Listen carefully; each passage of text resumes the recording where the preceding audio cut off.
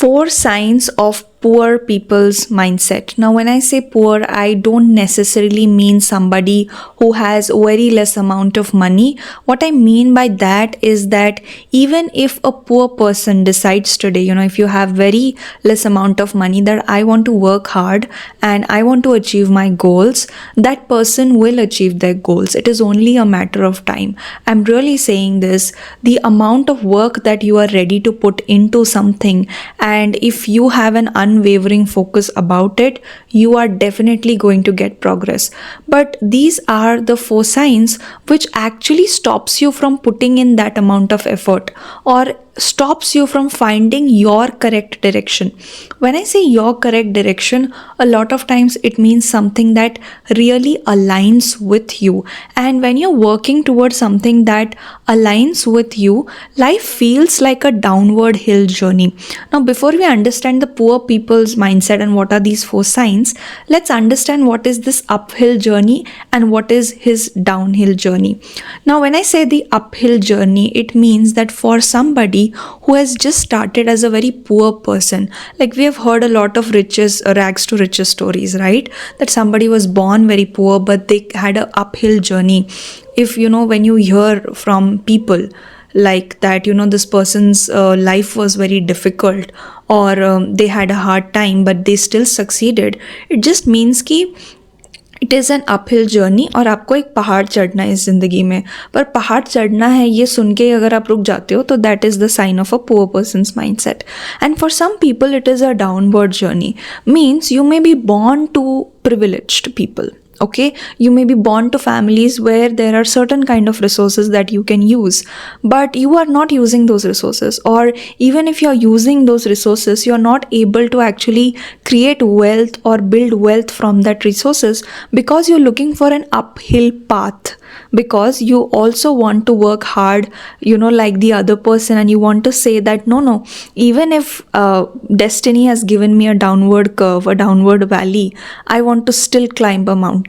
So really, for some people, their success looks like an uphill journey, and for some people it looks like life is flowing for you.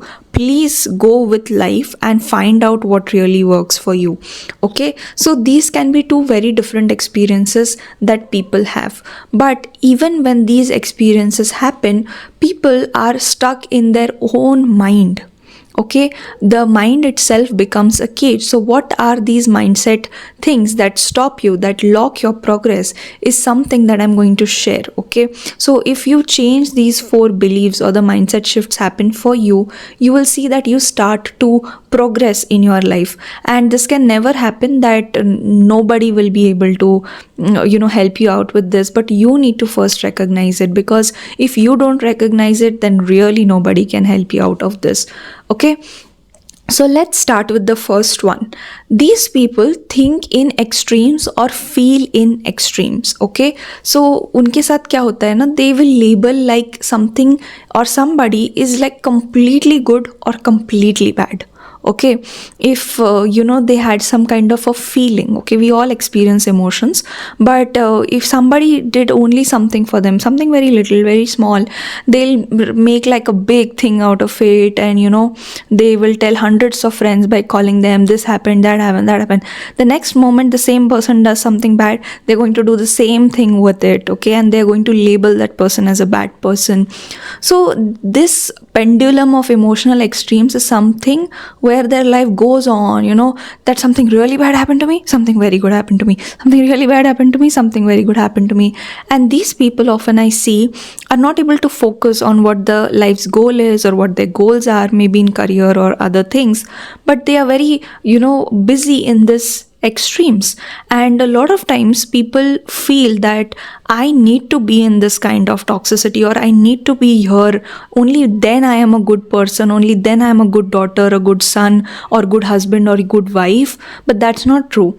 People with healthy self-esteem do not tolerate such kind of a drama. They are people who are wanting to resolve, who are wanting to make changes, whether it is in their family setup, whether it's in their organization setup, and do something about it. Okay, they're the ones who want to do something about it. And if you recognize this pattern, learn to see, learn to just go to a third person perspective and see what is good about this person and what is not so good about this person. What is the opinion that I want to form of this person, or what is good about this situation, or what is not so good about this situation, because this kind of perspective really centers you. Okay, so if you see any kind of an highly intelligent person, even when they are criticizing, they will never entirely say only the bad things. They'll say, okay, this was the good part, and this is something that can be improved. Okay, so when you talk to yourself, also learn to speak to yourself like this. So this is the first one. The second one is that in the desperation to fix themselves or to fix other people around them, they're looking for quick fixes. Okay, that is when they invest huge amounts of money into multi-level marketing schemes, or they'll invest that money into some kind of if let's say you're wanting to hire a coach, or you're wanting to join some kind of personal development program, into somebody who will promise tomorrow I'm making you a billionaire, tomorrow you're going to become a millionaire. Okay, they will be the people who will go and join them. Okay, they will never join somebody who says that, hey, this is the structure, these are the systems that you have to follow, these are the areas where we can get creative, we can experiment, and this is the amount of time where you can start expecting results. These people will never work with such kind of mentors. They are always going to find mentors who would overpromise them. Whether they deliver or not deliver is a second story, but this is the thing. They're looking for quick fixes because they want to avoid that uphill or downhill journey. Now, a lot of you will think, why is the downhill journey difficult? You have to let go of your control. In both the journeys, you need to put your head down and do the work, and you do not know about the outcomes. Okay, and that is why both the journeys can feel like difficult journeys, whether you come from privilege or whether you don't come from privilege. For both of them, life can still feel a little difficult, and that's okay. The third thing, they do not take responsibility of the decisions that they are taking. So these people, when things go good, they will say, I have done it. When things go bad, they'll say somebody else has done it. And now they'll most of the time have this need to either not face the consequences of things, or not want to look like always the good person, the ideal one, the most respected one, and so many other desires are there, due to which they avoid failure at all cost. I mean, it takes a lot of courage to say that I tried something and it didn't work out for me. It takes a lot of courage, and I know that when we say, we don't live in a society where you'll be appreciated for trying something out, you'll be shamed for it.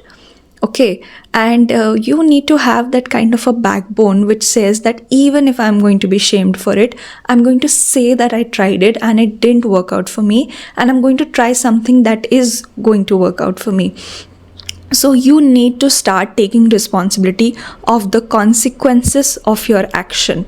When a person knows that no matter what amount of shame comes onto me, I'm going to stand firm into my ground. These are the kind of people that other people are able to trust. Other people don't misuse them. Okay, because when you're not wanting to take responsibility, you will actually see that a lot of blame is coming onto you. Okay, you try to avoid it. You try to avoid it by listening to everybody's opinion. Okay, and at the end of the day, they will say, like, you know what, you are an adult. We were just giving our opinion. It was, after all, your choice. This is going to be said to every adult. Okay, and there are so many people who have been in their 30s. They're talking to me when they are in their 40s, but they are still the children of their parents only. They are not the owners of their business. They're not the partners to their partner, but they're only the children of their parent in their mind. So they only think about, is this going to make my parent happy?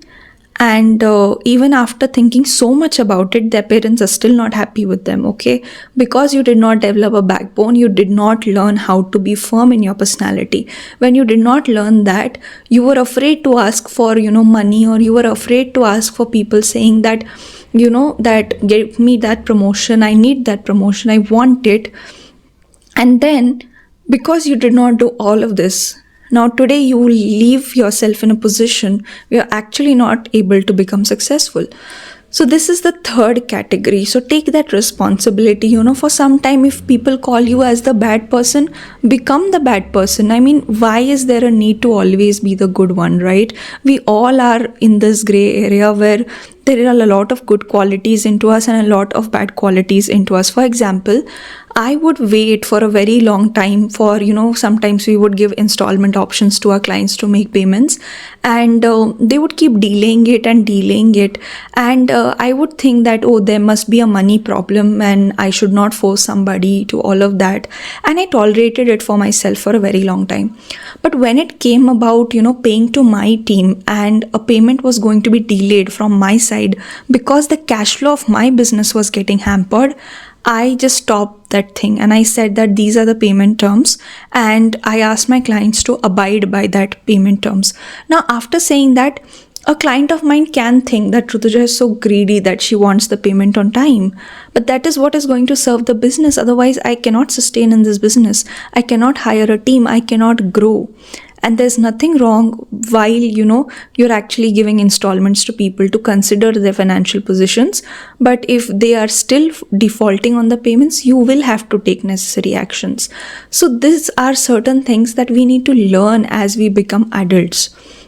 Okay, so these good vibes don't pay your bills. So you have to decide how much good you want to be with people. What are certain situations where you want to consider certain kind of delays, and where are the things where delays cannot be actually accommodated. Okay, it makes a huge difference. And I am somebody, who's teaching boundaries, assertiveness, and taking up space. And if I am not keeping my boundaries, I'm not staying in integrity. This is what I discovered few years back when I was just starting. So all my hesitation around money went away once I started to get myself fully into the business. So this is very, very important.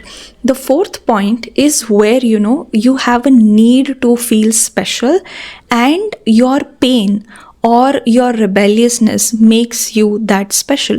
Okay, we are going to talk about these attitude levels, okay, but this is the last level of attitude that I've seen in clients. You might see that there are so many personal development programs and there's so many personal development coaches, and they have communities, and we think that there's a particular coach in which everybody in their community has, just made it. Everybody in their community has won. Everything that they wanted has happened. But there are always categories of people.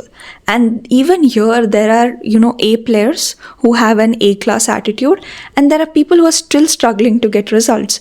Now, it's not you who has to feel the shame about that. Me as a coach, I need to know how to handle this variety. How do I behave with an A player? And how do I help the person who's struggling to help them see their own mindset blocks?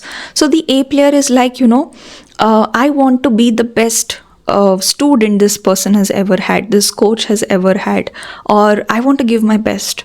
And they just come, they take the program, they get the results, and they get amazing results, and they are out of the program. The second category of people is where they think everybody else, it has worked for a lot of people, so it can work for me as well. So they again have a positive attitude towards it. For some people, they are like, let's see if it works for me. So they are in a neutral position. Now, all of these can be handled.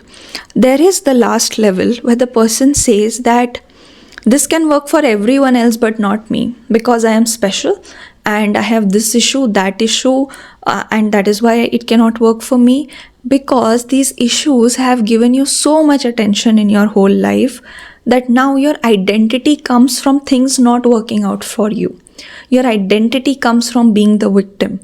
Okay, so that is why you don't want to follow any kind of system. That is why you don't want to follow anything. So to these people, I ask a question, okay, because there is a need to be right over here. Okay, and these are the people who have been told that they are the wrong one everywhere. So I asked them, do you want the outcome or do you want to be right? Because see, if your method is working better than mine, let's do that. And in my coaching, I'm not very rigid about use my system only. I actually help you create systems that work for you, routines, rhythms that work for you. So I'm not very imposing as a coach. But let's say somebody comes to me for business coaching. Then I say that if you want the outcome, This is the thing. We can go your way also, but I cannot guarantee the outcome then. And there the person understands that what I am wanting are two conflicting things. I want to do things my way and I want predictable outcomes. These two things cannot go hand in hand. You can do your things your way, completely your way. For example, this YouTube channel, okay?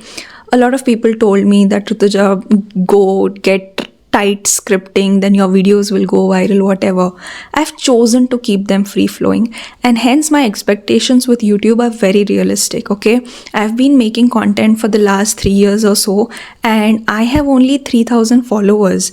And I'm okay with the poll because I really want to be with the audience which actually likes depth and details. So even if it is a slow process, I'm okay with it.